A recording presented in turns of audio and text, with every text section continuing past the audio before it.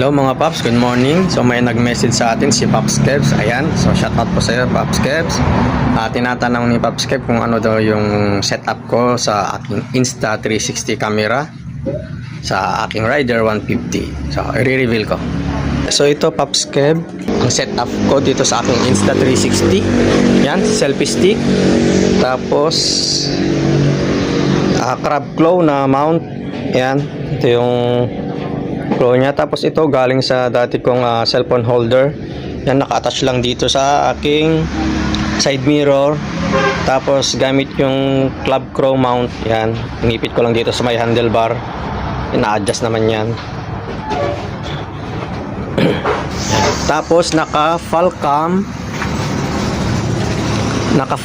quick release ako. Yan, para mas madaling tanggalin.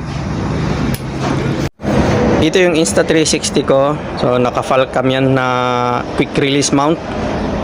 So dito sa aking setup, para mas mabilis siyang ilagay. Yan, hindi mo na kailangan mag-thread pa. Yan, salpak lang, pisil-pisil lang.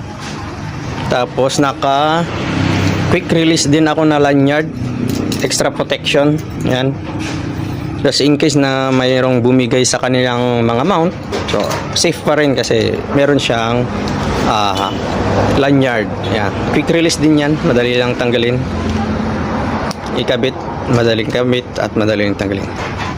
Yan, so ganyan siya.